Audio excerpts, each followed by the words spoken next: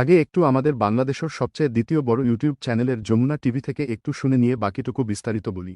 গাজায় বর্বরতা চালিয়ে কোণঠাসা বেনিয়ামিন নেতানিয়াহু নিজ দেশের সাধারণ মানুষের তোপের মুখে পড়েছেন। জিম্মি মুক্তি আর সরকারের পদত্যাগের দাবিতে জেরুজালেম সহ বিভিন্ন শহরে চলছে বিক্ষোভ। ক্ষুব্ধ ইসরায়েলিদের দাবি, গদি টেকাতেই ফিলিস্তিনিদের উপর চড়াও হচ্ছেন নেতানিয়াহু। গাজা উপত্যকায় তো বটেই, নিজ দেশের নাগরিকদের ওপরও চড়াও হচ্ছে ইসরায়েলি নিরাপত্তা বাহিনী।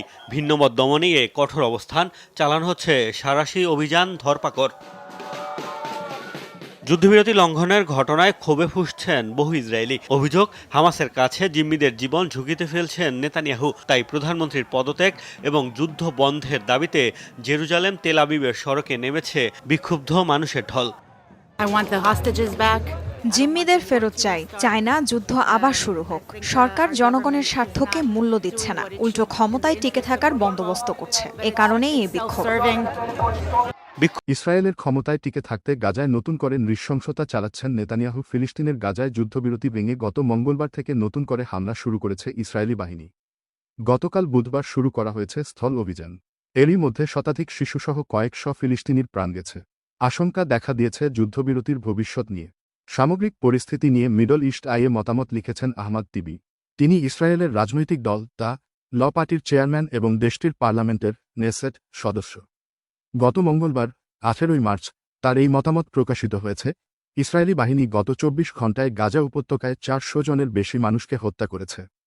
এর মধ্যে শতাধিক শিশুও রয়েছে। ফিলিস্তিনি কর্মকর্তারা এ হিসাব দিয়েছেন।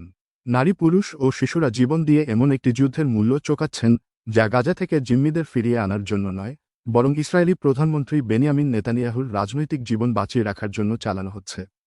ইসরায়েল গত মঙ্গলবার থেকে গাজা উপত্যকায় ব্যাপক বোমাবর্ষণ শুরু করেছে। এমন এক সময় হামলা শুরু করা হলো যখন গাজা উপত্যকার প্রায় 20 লাখ মানুষ অমানবিক পরিস্থিতিতে পবিত্র রমজান মাসে রোজা রাখছেন। তারা খাবার আর সুপেয় পানির তীব্র সংকটের মধ্যে দিন কাটাচ্ছেন। সাধারণ ইসরায়েলিরা বিভক্ত হয়ে পড়েছেন। কেউ কেউ এই হামলাকে সমর্থন করছেন, অন্ধভাবে বিশ্বাস করছেন এ হামলা ইসরায়েলি জিম্মিদের ঘরে ফিরিয়ে আনবে, হামাসের ওপর প্রতিশোধ নেওয়া যাবে। অন্যদিকে আরও কিছু মানুষ, বিশেষ করে জিম্মিদের পরিবারের সদস্যরা সতর্ক করে দিয়েছেন গাজায় ইসরায়েলের বাহিনীর নির্বিচার হামলা জিম্মি থাকা প্রিয়জনদের বিপদে ফেলবে। নেতানিয়াহু ও তার সরকার বারবার দাবি করলেও এই যুদ্ধ কখনো জিম্মি উদ্ধারের জন্য ছিল না। ইসরায়েল শুধু যুদ্ধবিরতির দ্বিতীয় পর্যায়ে যেতে অনাগ্রহ দেখায়নি, বরং গাজায় একতরফা যুদ্ধবিরতি লঙ্ঘন করেছে।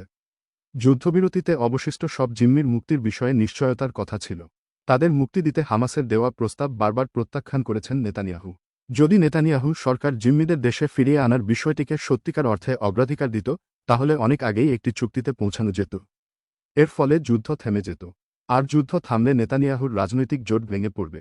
তাই নিরাপত্তা অজুহাতে পরিচালিত যুদ্ধকে রাজনৈতিক হাতিয়ারে পরিণত করা হয়েছে। আমাদের ভিডিওটি ভালো লাগলেই লাইক করে চ্যানেলটি সাবস্ক্রাইবও করে পাশে থাকবেন। ধন্যবাদ। আল্লাহ হাফেজ।